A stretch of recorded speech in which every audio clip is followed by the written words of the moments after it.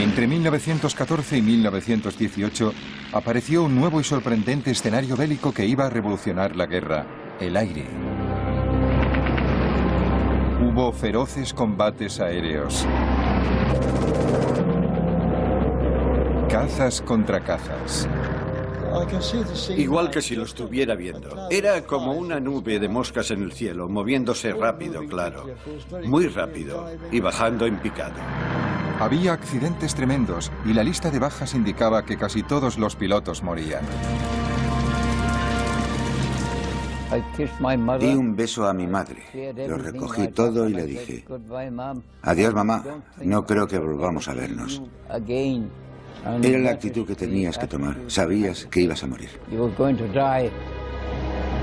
La guerra en el aire vio cómo los aviones se las arreglaban para despegar desde una plataforma situada encima de otro aeroplano. Y la invención de un concepto radicalmente nuevo: el portaaviones. Dio impulso a una carrera tecnológica. Los diseñadores de ambos bandos intentaban superarse unos a otros. Esa carrera trajo la nueva época de los aviones de combate y de los bombarderos. De una nueva raza de héroes, los ases del aire. Ahora podemos ver esa guerra aérea tal como la vieron los pilotos, en color.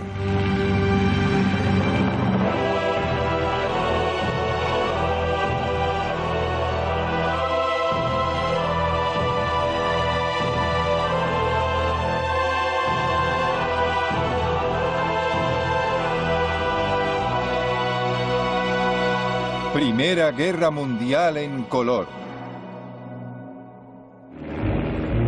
Sangre en el aire.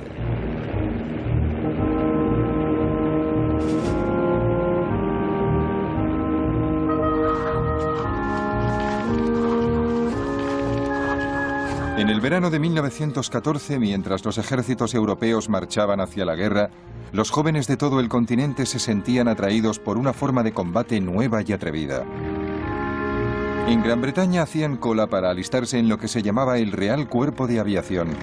La edad mínima para ser un piloto en ciernes era de 17 años.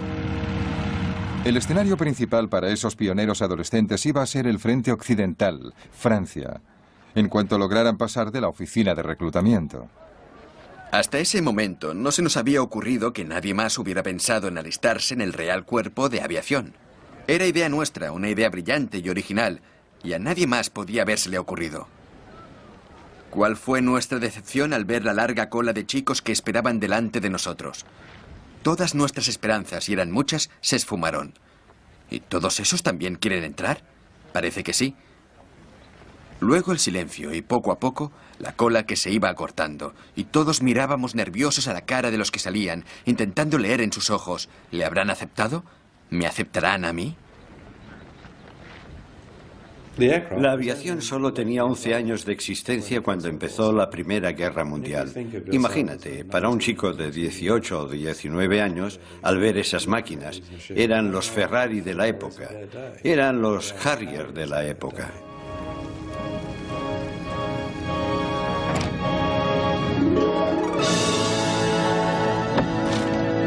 La aviación, con toda su temprana locura, acababa de nacer.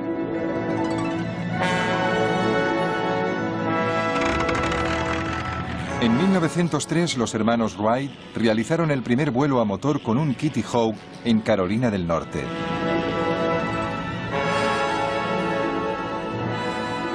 Los jefes militares empezaron a comprender que los aviones podrían ser útiles para la guerra. En 1909, el francés Louis Blériot cruzó 30 kilómetros de mar, el Canal de la Mancha. Cuando miraba hacia abajo veía el mundo como nadie lo había visto jamás. Y ese fue el propósito militar del avión: darle al comandante que estaba en tierra una visión general del campo de batalla. La idea de los reconocimientos aéreos apareció a mediados del siglo XIX con los globos de aire caliente. Y durante la mayor parte de la guerra se siguió usando a los globeros, como les llamaban los británicos, como vigías aéreos. Pero los globos aerostáticos eran un blanco fácil para los atacantes enemigos.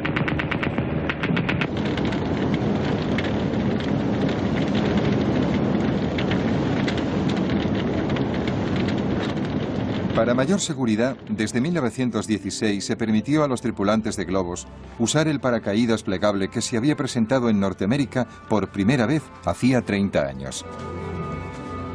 Durante la Primera Guerra Mundial, a los pilotos aliados no se les permitió llevar paracaídas porque sus comandantes creían que eso podía animarles a abandonar el avión innecesariamente.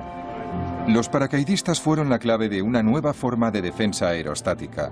Cuando el globero localizaba un avión enemigo, saltaba rápidamente en paracaídas. Luego, la tripulación intentaba recoger el globo antes de que se incendiara. No era una solución muy satisfactoria, y los aviones más pequeños y más rápidos terminarían siendo claves para reconocimientos aéreos y usarían cámaras fotográficas para espiar en territorio enemigo.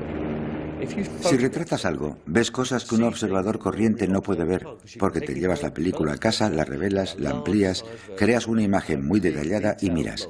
Puedes ver nidos de ametralladoras, puedes ver rutas, puedes ver puestos de mando. Además de tomar fotografías, los pilotos podían transmitir por radio lo que veían al control de tierra. La única manera que tenía el enemigo de evitar que la información se filtrara o que el piloto volviera a la base con sus valiosas fotografías era abatirle. Pero en esas primeras épocas era difícil. Uno de los mayores problemas iniciales para que las armas fueran eficaces contra los aviones, ya fueran bombas, ametralladoras o cualquier otra cosa, era la cuestión del peso. Eran aviones primitivos, muy ligeros, con motores muy poco potentes. Apenas podían cargar con el piloto. Los pilotos se enfrentaban con otro obstáculo a la hora de disparar. El propulsor delantero estorbaba. La primera solución llegó en abril de 1915 de la mano del piloto francés Roland Garros. Puso cuñas de acero en las hélices propulsoras, así las balas de las ametralladoras simplemente rebotaban. Claro, no es una solución ideal, sobre todo por el peso añadido de la armadura para resistir el fuego de la ametralladora, y también porque desviaba una de cada 10 balas, y algunas incluso podían rebotar y dar en tu propio avión. A pesar de los peligros, Roland Garros abatió 5 aviones alemanes en 2 semanas. Sus pilotos no sabían de dónde venía el fuego, pero entonces Roland Garros se vio obligado a aterrizar en territorio alemán. Los alemanes vieron inmediatamente por qué este avión tenía tanto éxito, y en realidad estamos hablando de un solo avión que había hecho estragos en las fuerzas aéreas alemanas de la época. Pero cuando vieron lo primitivo que era el sistema y cómo podían disparar a través de las aspas, entregaron la máquina a un diseñador holandés muy brillante con mucho talento, Anthony Fokker. Fokker resolvió el problema y revolucionó el futuro de la guerra aérea, inventando un dispositivo que sincronizaba el fuego de la ametralladora con el movimiento del propulsor, de tal forma que las balas nunca daban en la hélice. Pronto, los pilotos alemanes perfeccionaban las tácticas que llevarían la masacre a los espacios aéreos. Vimos que era un avión alemán, y una vez colocado sobre nosotros, detrás del avión de en medio, se lanzó en picado como un halcón sobre una golondrina. Desde luego, di gracias de volver sano y salvo de esa misión. La aviación aliada estaba indefensa. En 1915 se produjo lo que se llamó el azote de los Fokker. La vida de un piloto aliado se contaba por días.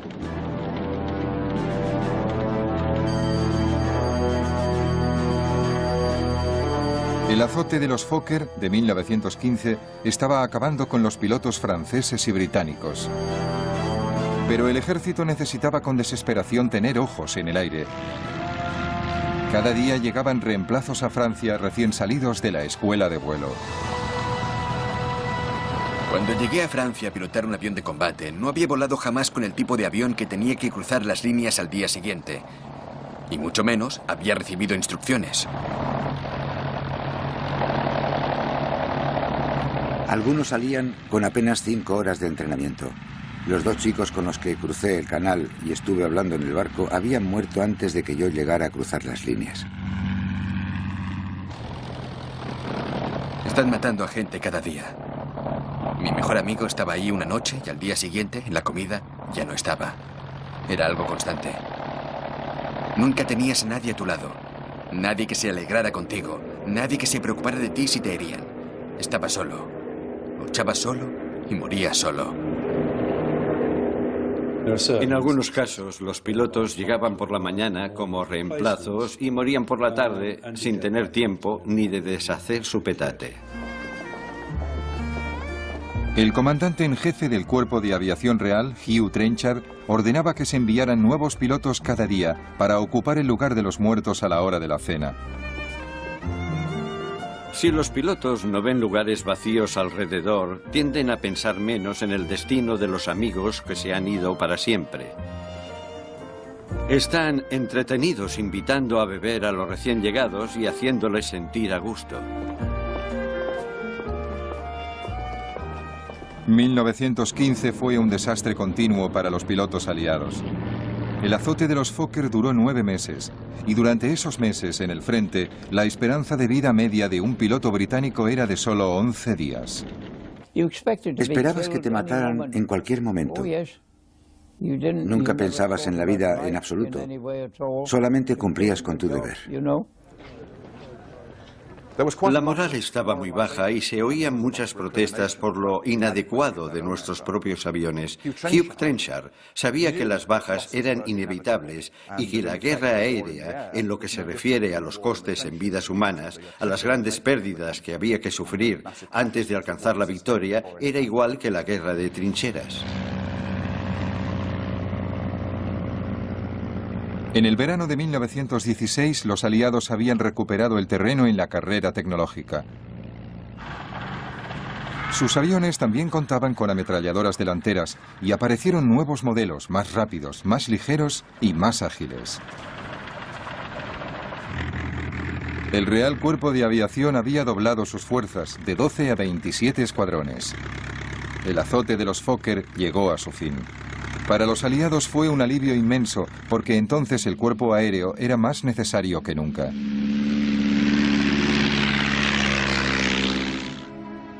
El punto muerto en la guerra de trincheras duraba ya casi 2 años.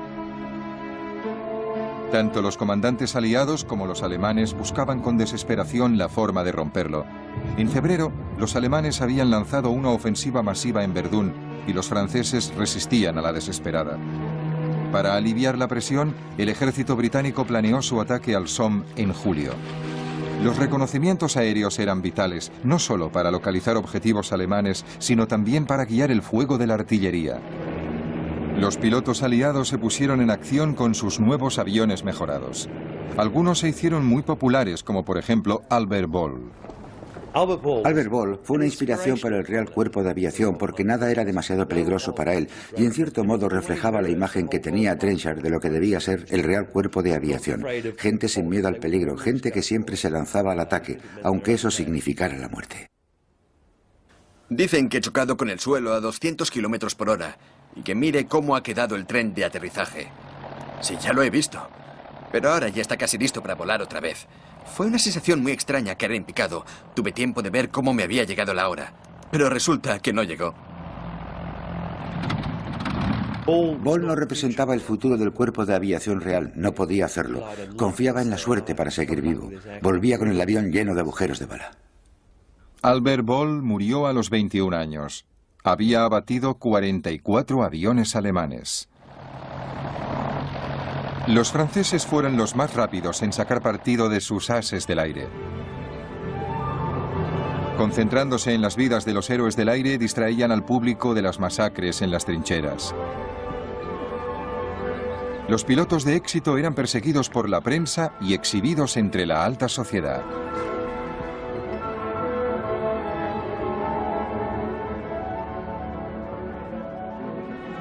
Los alemanes también se dieron prisa en ensalzar a sus ases del aire.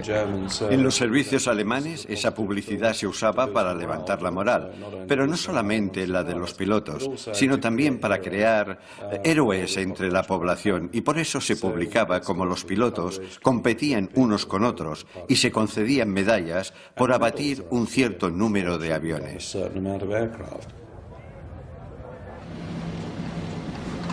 El as del aire alemán más popular era Manfred von Richthofen, el Barón Rojo.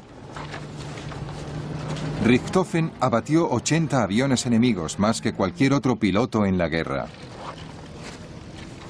Soy un cazador. Cuando he abatido a un inglés, mi pasión por la caza queda satisfecha, por lo menos durante un cuarto de hora. Von Richthofen se convirtió en el ídolo de una visión romántica de la guerra aérea. Caballeros con brillantes armaduras voladoras enfrentándose en combate singular.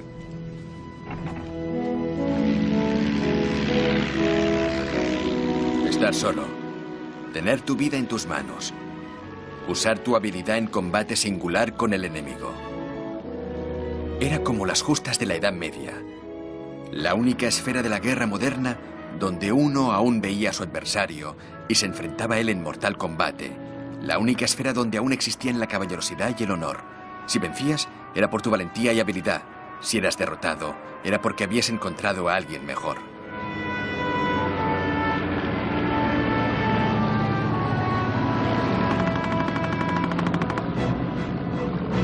Pero mamá, no se pueden imponer desde la simple tierra las normas para la gente que patrulla por el aire. Allí eres alguien distinto. Yo diría que no eres un hombre. Yo por lo menos no lo soy.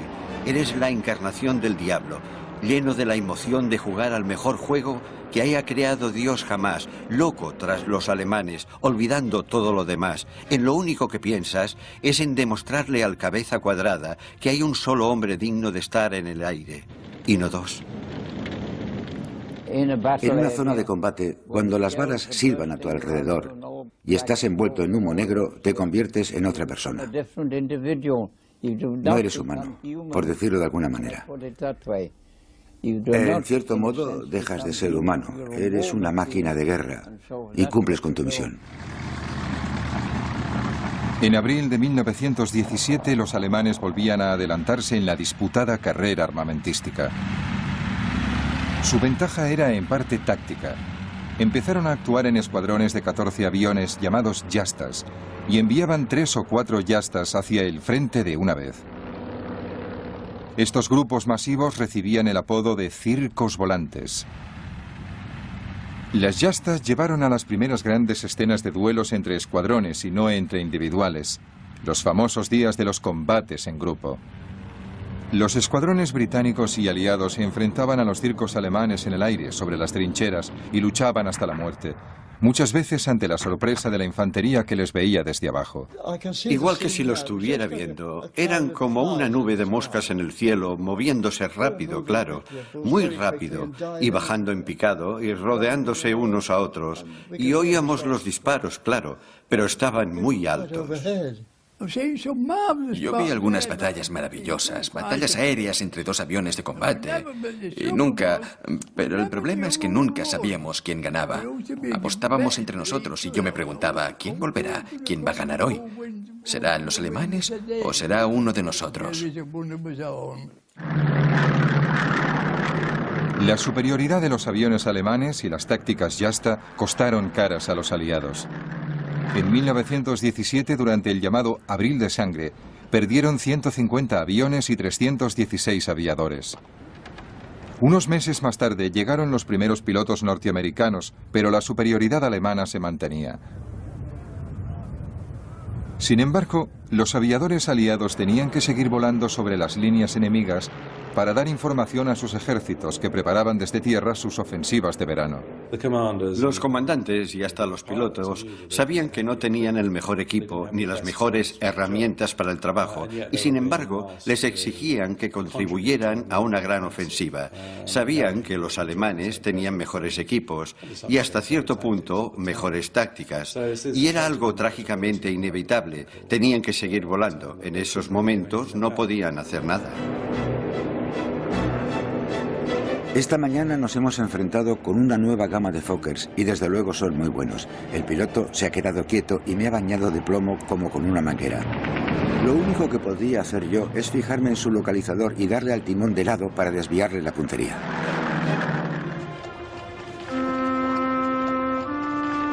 Pero aunque las bajas durante toda la guerra fueron muy altas, los pilotos británicos sabían que eran solo una pequeña fracción de las bajas en tierra, que iban subiendo.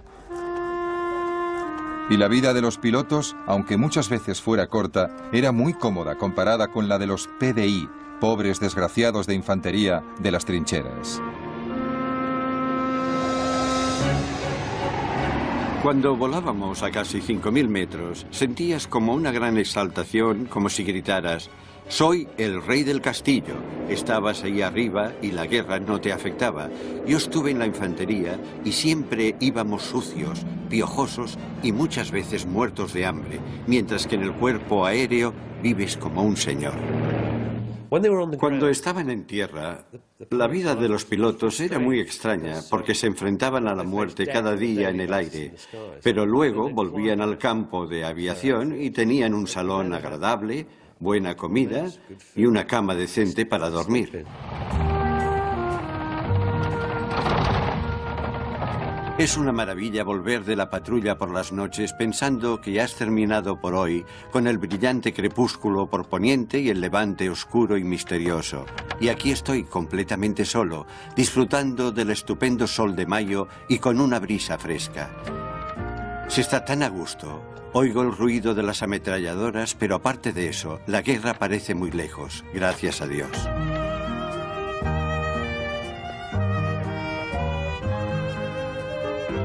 Hemos puesto un entoldado y comemos al aire libre, en un bosque. Se está mejor aquí cuando hace tanto calor como estos días. Aunque nos podría alcanzar el fuego de los cañones, ahora mismo no se nota que hay guerra. Estoy sentado en un bosque a la sombra y lo único que se oye son las ametralladoras que disparan a lo lejos y el gramófono del salón.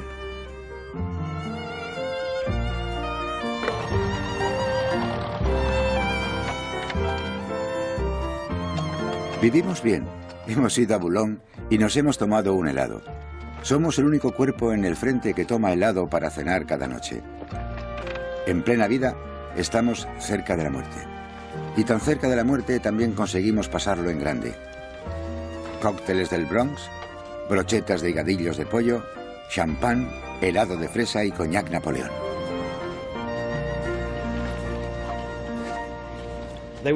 Más que nada eran chicos normales que podían morir en cualquier momento y vivían la vida intensamente. Muchos de ellos sufrían de los nervios a medida que pasaba el tiempo y veían que se acercaba la muerte. Este verano ha hecho un calor tremendo y teníamos que volar muchas horas. Todo eso afectaba a los nervios de los que tenían que volar. Recuerdo que mi compañero de cuarto pensaba lo mismo y los dos nos quedábamos despiertos a oscuras pensando en la patrulla del amanecer al día siguiente. Al final no pudimos soportarlo más y nos confesamos uno al otro nuestro miedo y malos presentimientos. Encendimos las velas y luego nos sentimos un poco mejor y de alguna forma conseguimos pasar la noche igual que tendríamos que pasar el día siguiente. Un piloto vivía atormentado por una pesadilla, una cara. La cara parecía vaga y distante, y poco a poco se acercaba hasta que la nariz de la cara y la de él estaban casi juntas y se miraban. Nada más, solo se miraban. Entonces se despertaba y ya no podía dormir. ¿Quién era? ¿Alguien a quien había matado? ¿O era el hombre que le esperaba bajo el sol?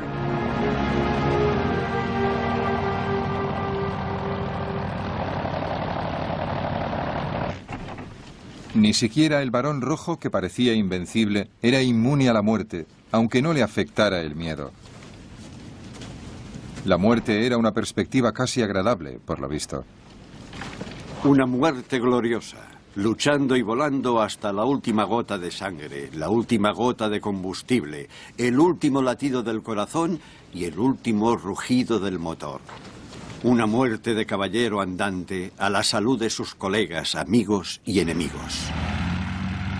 Irónicamente, el Barón Rojo, as del aire por excelencia, no fue abatido por un avión aliado, sino por un cañón desde el suelo. Mientras él dominaba el aire sobre la tierra, tenía lugar otra guerra aérea aún más extraordinaria sobre el mar. Al principio de la guerra, los alemanes llevaban ventaja. Sus cepelines les permitían atravesar todo el Mar del Norte. Los británicos contraatacaron con su propia nave, el Vigía submarino. Podía volar a casi 80 kilómetros por hora y, como el cepelín, se usaba principalmente para misiones de reconocimiento. Gran Bretaña sufría los ataques de los submarinos. Había que localizarlos. A principios de 1915 se pidieron voluntarios a la Marina para formar un nuevo cuerpo aeronaval. Llegó un mensaje a todos los barcos y cruceros de combate de la flota diciendo que cada capitán tenía que recomendar a un joven oficial de unos 18, 19, 20 años para un servicio especial. Cuando llegamos al almirantazgo, nos acompañaron al despacho del primer almirante del mar, Lord Fisher, que nos recibió diciendo: caballeros, ustedes van a volar y dentro de un año seguramente estarán muertos o puede que consigan la Cruz de la Reina Victoria. Pero se les ha seleccionado para iniciar un nuevo servicio aéreo que contrarrestará la amenaza de los submarinos que sufrimos en esta guerra. Si no quieren volar, vengan a decírmelo antes de 48 horas.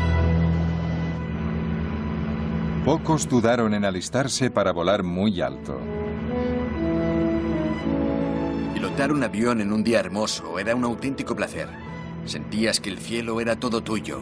Podías ir donde quisieras dentro del alcance del barco. Volar a la altura que quisieras, a la velocidad que quisieras.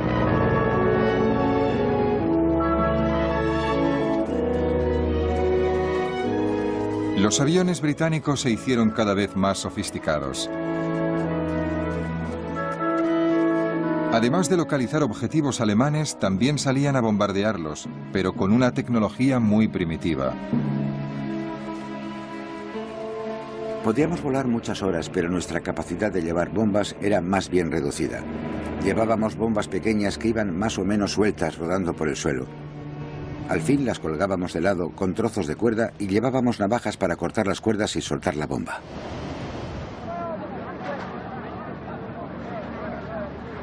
Los globos aerostáticos, por elegantes que fueran, no eran precisamente eficaces. Lo que necesitaba la Marina eran aviones bien armados y más rápidos que pudieran actuar en el mar. El motivo principal seguía siendo la necesidad de acabar con los submarinos alemanes. En 1915 Alemania había declarado la guerra submarina sin restricciones y atacaba sin previo aviso a cualquier barco mercante que se dirigiera hacia Gran Bretaña. Ya habían hundido cientos de barcos. Una grave amenaza para Gran Bretaña que dependía del comercio para sobrevivir. Aunque los submarinos atacaban desde debajo del agua, tenía que pasar la mayor parte del tiempo en la superficie. La mejor manera de localizarlos era con aviones, que también podían servir para hundirlos. Pero para conseguir que esos aviones primitivos y de poco alcance cubrieran grandes extensiones de océano, había que superar una serie de grandes retos tecnológicos. La mayor contribución del servicio aéreo de la Armada Real fue ser pionera en el uso de aviones en el mar. Al principio de la guerra, los aviones eran hidroaviones. Esos aviones llevaban flotadores de madera atados a las ruedas para poder despegar y aterrizar sobre el agua. Pero levantar esos hidroaviones en el aire era un trabajo muy pesado. Para colocar el hidroavión en la superficie del mar, había que detener el barco y usar una grúa para depositarlo en el agua. Era un sistema complicado, una pérdida de tiempo y de energías. Para despegar de la superficie del mar se gastaba mucho combustible. Los flotadores eran pesados y reducían mucho la velocidad del avión. Y luego, para volver a subir el avión a bordo, había que repetirlo todo a la inversa. Aterrizar con el avión en el mar, detener el barco y levantar el avión hasta cubierta. Era una imagen sorprendente.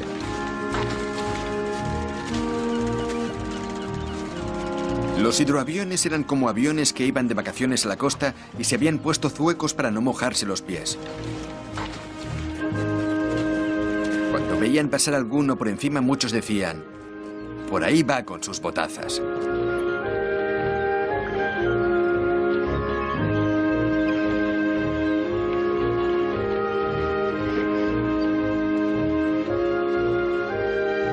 Todas las naciones en guerra se desesperaban buscando la forma de trasladar los aviones.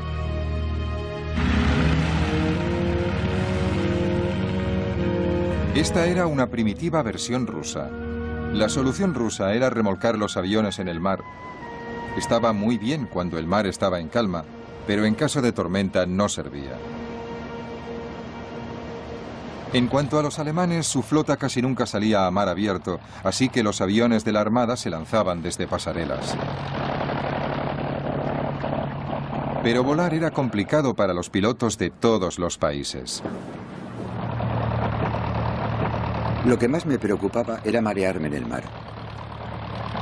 No había estado nunca en un barco, solo alguna vez había salido a remar en barca en días muy tranquilos y creía que todo el mundo, menos los marineros muy expertos, se mareaba en cuanto había el más mínimo movimiento.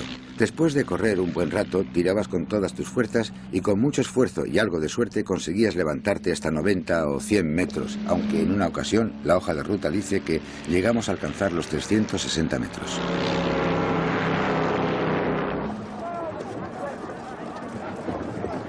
El primer avión marino británico producido en grandes series fue el Short. No era solo un avión de vigilancia, también podía ir armado con bombas. Eso añadía peso, y los pilotos no siempre conseguían despegar. El mar estaba tan calmado como una balsa de aceite. ¿Pero os creéis que la máquina despegó? Y un pimiento. Estuve 20 minutos luchando sobre la superficie como un pato herido, hasta que el agua del radiador empezó a hervir y la carlinga se puso como una sauna. Esos aviones primitivos no podían despegar a no ser que el mar estuviera muy tranquilo. Solo podían despegar y ser repescados cuando el mar estaba absolutamente llano. Y claro, eso en el Mar del Norte pasa muy pocas veces. Otra respuesta a la amenaza de los submarinos fue construir aviones con un alcance mucho más largo, que podían despegar desde un puerto tranquilo, y así nació el barco volador.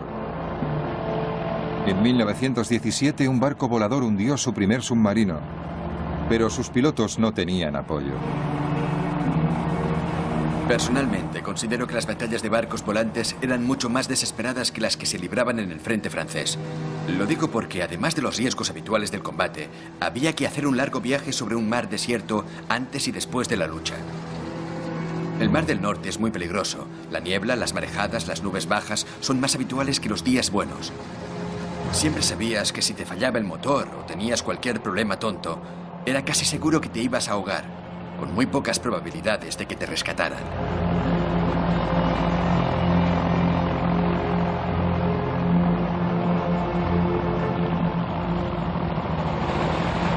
La mejor solución era construir aviones capaces de despegar y aterrizar en un barco. Entonces se iniciaron unos experimentos extraordinarios con los Sopwith Pup. Cuando el piloto tenía que despegar, se montaba rápidamente una plataforma con planchas desde la torreta hasta los cañones de popa. Con los cañones inclinados de cierta manera, la pendiente de la plataforma era suave y descendente. Así, el avión tenía un recorrido de 25 o 30 metros.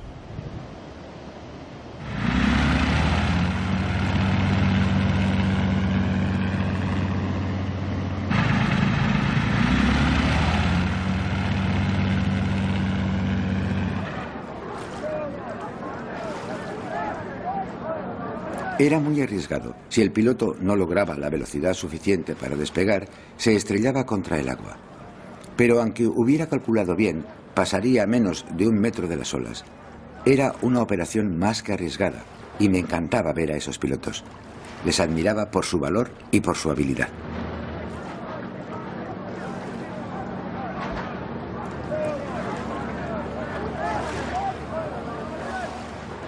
El Servicio Aéreo de la Armada Real tuvo la suerte de contar con muchos innovadores, gente que tenía una curiosidad insaciable por ver lo que se podía hacer con un avión.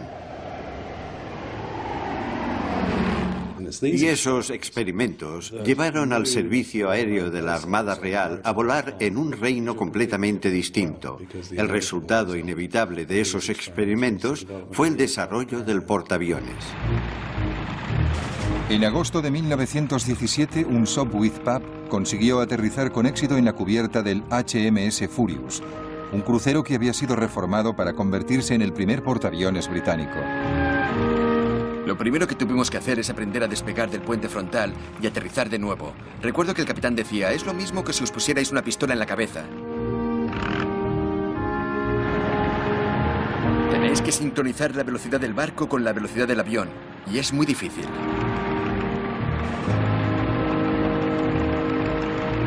Pero a pesar de las dificultades, había nacido un nuevo tipo de arma. A principios de 1918 se lanzó el primer ataque de un portaaviones desde HMS Furious. Sus aviones, que despegaron sobre la cubierta, bombardearon y destruyeron los cepelines alemanes en Torvin. Se trató de un hecho pionero en la historia del arma naval. El portaaviones alcanzó la mayoría de edad en esa batalla. Y al mismo tiempo, en tierra se había conseguido otro avance tecnológico, el nacimiento del bombardero.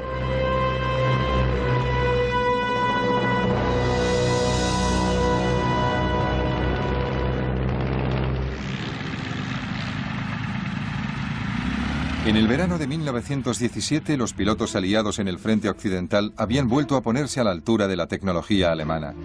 Ambos bandos empezaron a prestar más atención que nunca a un nuevo fenómeno. Desde el comienzo del conflicto, los aviones se habían usado para bombardear solo esporádicamente. Sin embargo, ahora muchos aviones antiguos de reconocimiento empezaron a ser transformados en bombarderos. Se les adaptaron unas fijaciones especiales para las bombas, y en 1917 eran de uso habitual entre los aliados. Venían en una caja media docena de bombas envueltas en algodón en rama. No teníamos instrucciones, así que cogíamos las bombas, las desenroscábamos y cuando queríamos un detonador yo decía, Charlie, pásame un detonador. Practicaba el lanzamiento de bombas de día y de noche, hiciera el tiempo que hiciera, con viento, desde cualquier altura hasta 750 metros. En el centro del aeródromo había un círculo grande pintado con tiza y el ejercicio se daba por bueno si la bomba caía dentro del círculo. Las bombas se usaban para estorbar los movimientos de las tropas enemigas. Siempre intentaban atacar puentes, vías de ferrocarril, estaciones, empalmes de vías de tren, cualquier cosa que impidiera moverse al enemigo.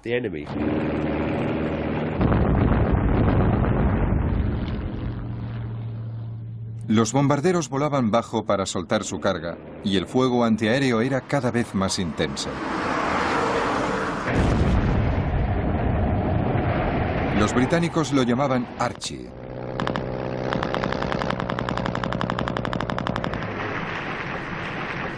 Pero intentar abatir un avión desde el suelo es difícil. Venían tan rápido que cuando habías cargado el arma, ya se habían ido. Solo podías tocarles si sabías por dónde venían, si te encarabas a esperarlos. Entonces, cuando aparecían, a lo mejor, tenías una oportunidad de dispararles, de pegarles un tiro. ¿Es que se movían tan rápidamente?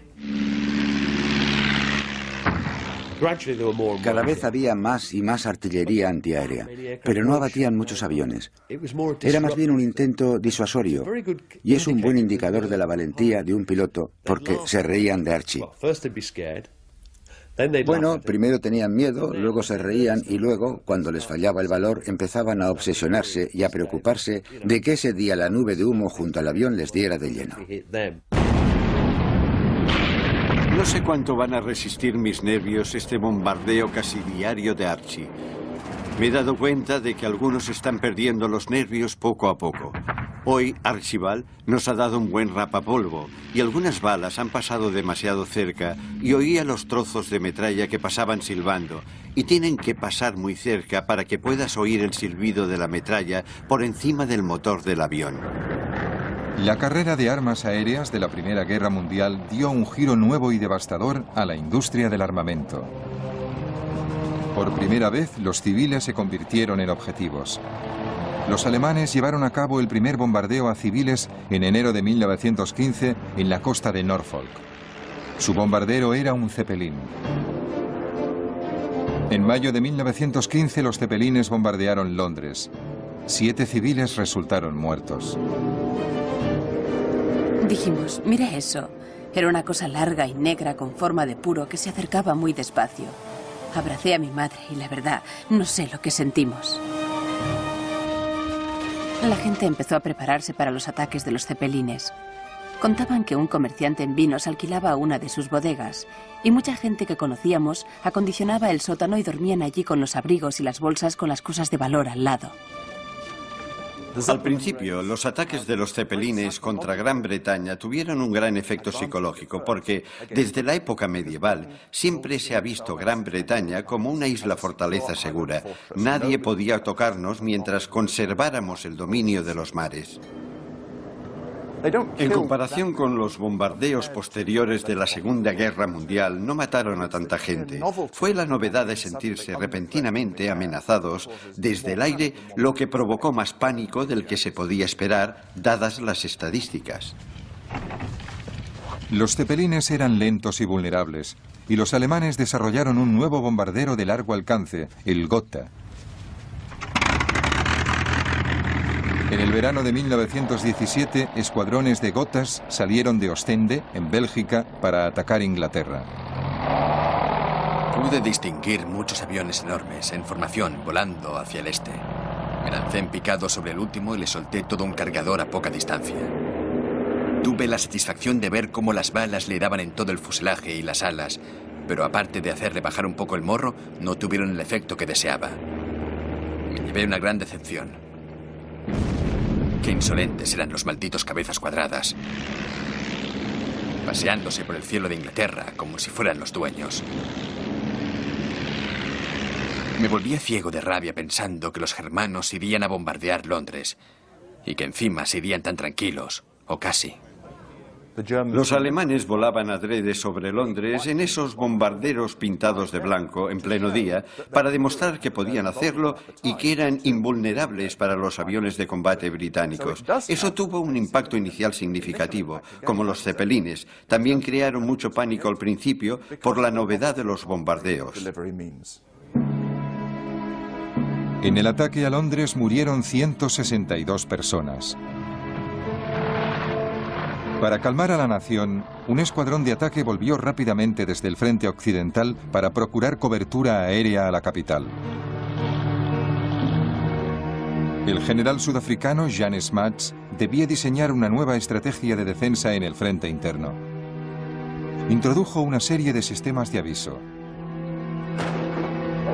Cohetes explosivos llamados petardos, silbatos de la policía y carteles, y también nuevas armas antiaéreas. Las defensas resultaron eficaces, así que los alemanes pasaron a los ataques nocturnos. La pobre Mary es muy nerviosa, así que la escondimos en el pasillo del primer piso, en un lugar muy seguro, y luego Phyllis y yo nos escapamos a la ventana del tejado. Nunca había visto nada igual. El cielo parecía lleno de bombas. Luego se sintió un silencio de muerte, espantoso después de tanto ruido. Y luego, viniendo del este, oímos los motores de los aviones.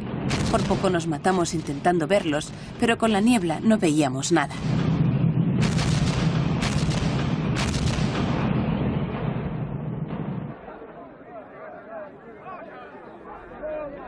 Incluso por las noches, las defensas antiaéreas británicas resultaron tan eficaces que los alemanes terminaron abandonando los ataques con bombarderos. Los últimos Gothas llegaron en mayo de 1918.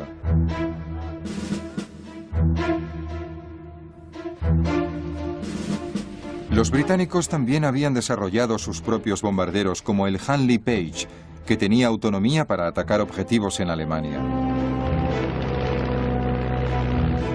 Estas nuevas máquinas voladoras llevaron la guerra a un nivel desconocido. En 1918 el general Smuts escribiría proféticamente: Según las previsiones actuales, no hay límites a la escalada del futuro uso independiente de la aviación para la guerra. Y es posible que pronto llegue el día en que las misiones aéreas, con su capacidad de devastar tierras enemigas y destruir centros industriales y de población a gran escala, se conviertan en las principales misiones de una guerra. Lo más distintivo de las misiones aéreas de la Primera Guerra Mundial es lo rápido que evolucionan. Empezamos con técnicas muy primitivas, globos de observación y pequeños aviones. Al final de la guerra ya había bombarderos estratégicos, escuadrones de aviones de combate, portaaviones y toda la gama de fuerzas aéreas que se desarrollaría durante el resto del siglo. A pesar de todos los cambios tecnológicos y estratégicos que había detrás, la lucha en el aire se reducía a individuos en sus aviones, enfrentándose en un combate singular de nuestros tiempos. El coste para ellos fue muy alto. Es posible que murieran miles de pilotos, y no millones, como en las trincheras, pero sus posibilidades de sobrevivir también eran muy pocas. La muerte de un as del aire, un norteamericano llamado Raoul Loveberry, resumía cómo se veían a sí mismos. Su canción reflejaba lo que el piloto sabía, que su vida era emocionante, pero corta. Bajo las vigas que resuenan, las paredes están desnudas. Se oyen los ecos de unas risas. Los muertos están ahí. Sostened firmes la copa. El mundo es una mentira. A la salud de los muertos y viva el próximo que muera.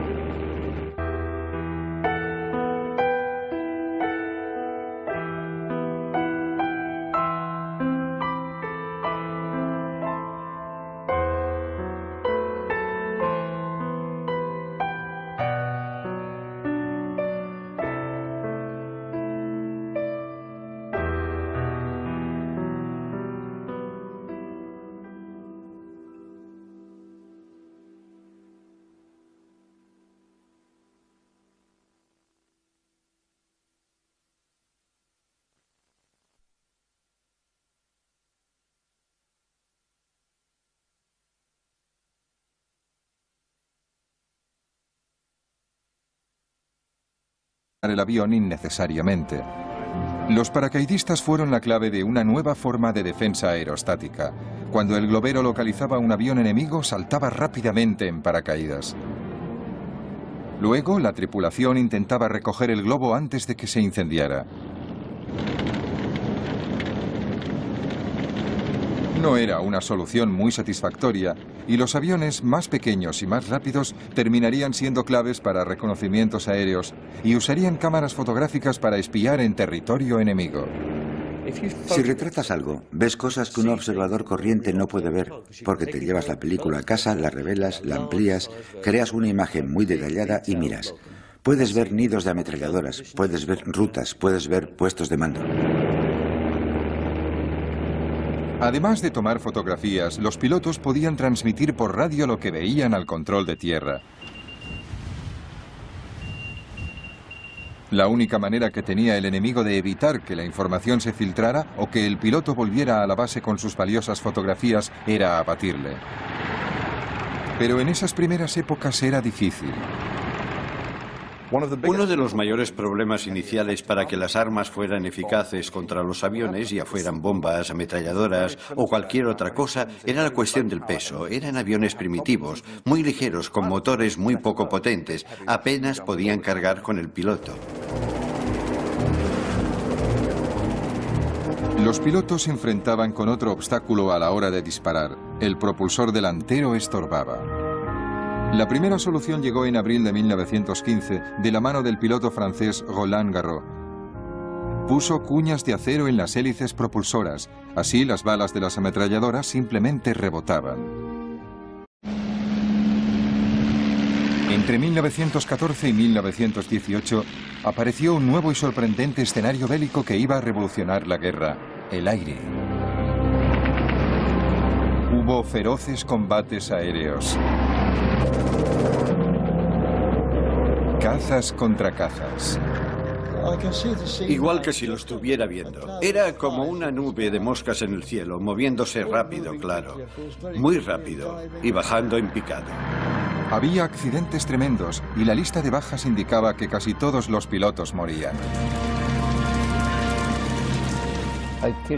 Di un beso a mi madre. Lo recogí todo y le dije, adiós mamá, no creo que volvamos a vernos. Era la actitud que tenías que tomar. Sabías que ibas a morir. La guerra en el aire vio cómo los aviones se las arreglaban para despegar desde una plataforma situada encima de otro aeroplano. Y la invención de un concepto radicalmente nuevo, el portaaviones, dio impulso a una carrera tecnológica. Los diseñadores de ambos bandos intentaban superarse unos a otros. Esa carrera trajo la nueva época de los aviones de combate y de los bombarderos. De una nueva raza de héroes, los ases del aire. Ahora podemos ver esa guerra aérea tal como la vieron los pilotos, en color.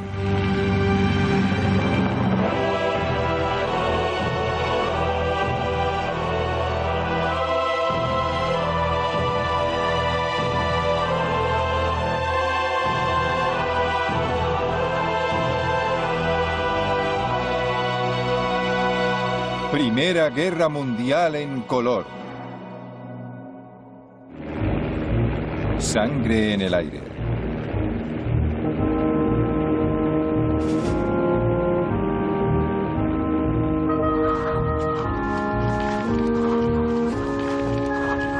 En el verano de 1914, mientras los ejércitos europeos marchaban hacia la guerra, los jóvenes de todo el continente se sentían atraídos por una forma de combate nueva y atrevida. En Gran Bretaña hacían cola para alistarse en lo que se llamaba el Real Cuerpo de Aviación. La edad mínima para ser un piloto en ciernes era de 17 años. El escenario principal para esos pioneros adolescentes iba a ser el frente occidental, Francia, en cuanto lograran pasar de la oficina de reclutamiento. Hasta ese momento no se nos había ocurrido que nadie más hubiera pensado en alistarse en el Real Cuerpo de Aviación. Era idea nuestra, una idea brillante y original, y a nadie más podía habérsele ocurrido. ¿Cuál fue nuestra decepción al ver la larga cola de chicos que esperaban delante de nosotros? Todas nuestras esperanzas, y eran muchas, se esfumaron. ¿Y todos esos también quieren entrar? Parece que sí. Luego el silencio y poco a poco la cola que se iba acortando, y todos mirábamos nerviosos a la cara de los que salían, intentando leer en sus ojos, ¿le habrán aceptado? ¿Me aceptarán a mí? La aviación solo tenía 11 años de existencia cuando empezó la Primera Guerra Mundial. Imagínate, para un chico de 18 o 19 años, al ver esas máquinas, eran los Ferrari de la época, eran los Harrier de la época.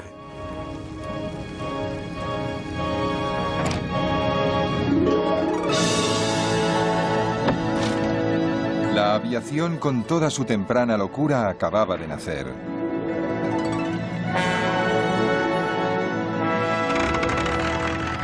En 1903, los hermanos Wright realizaron el primer vuelo a motor con un Kitty Hawk en Carolina del Norte.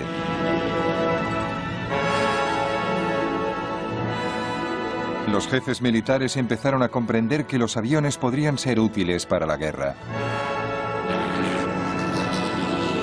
En 1909, el francés Louis Blériot cruzó 30 kilómetros de mar, el Canal de la Mancha. Cuando miraba hacia abajo veía el mundo como nadie lo había visto jamás. Y ese fue el propósito militar del avión, darle al comandante que estaba en tierra una visión general del campo de batalla.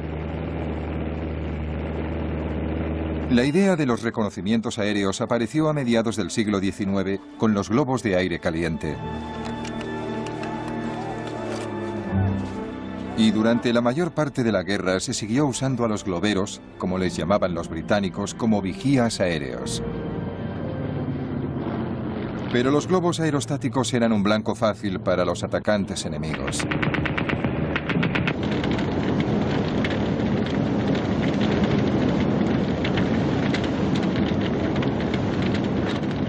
Para mayor seguridad, desde 1916 se permitió a los tripulantes de globos usar el paracaídas plegable que se había presentado en Norteamérica por primera vez hacía 30 años. Durante la Primera Guerra Mundial, a los pilotos aliados no se les permitió llevar paracaídas porque sus comandantes creían que eso podía animarles a abandonar. Claro, no es una solución ideal, sobre todo por el peso añadido de la armadura para resistir el fuego de la ametralladora, y también porque desviaba una de cada 10 balas, y algunas incluso podían rebotar y dar en tu propio avión. A pesar de los peligros, Roland Garros abatió 5 aviones alemanes en 2 semanas. Sus pilotos no sabían de dónde venía el fuego, pero entonces Roland Garros se vio obligado a aterrizar en territorio alemán. Los alemanes vieron inmediatamente por qué este avión tenía tanto éxito, y en realidad estamos hablando de un solo avión que había hecho estragos en las fuerzas aéreas alemanas de la época. Pero cuando vieron lo primitivo que era el sistema y cómo podían disparar a través de las aspas, entregaron la máquina a un diseñador holandés muy brillante con mucho talento, Anthony Fokker. Fokker resolvió el problema y revolucionó el futuro de la guerra aérea, inventando un dispositivo que sincronizaba el fuego de la ametralladora con el movimiento del propulsor, de tal forma que las balas nunca daban en la hélice. Pronto, los pilotos alemanes perfeccionaban las tácticas que llevarían la masacre a los espacios aéreos. Vimos que era un avión alemán, y una vez colocado sobre nosotros, detrás del avión de en medio, se lanzó en picado como un halcón sobre una golondrina. Desde luego, di gracias de volver sano y salvo de esa misión. La aviación aliada estaba indefensa. En 1915 se produjo lo que se llamó el azote de los Fokker. La vida de un piloto aliado se contaba por días.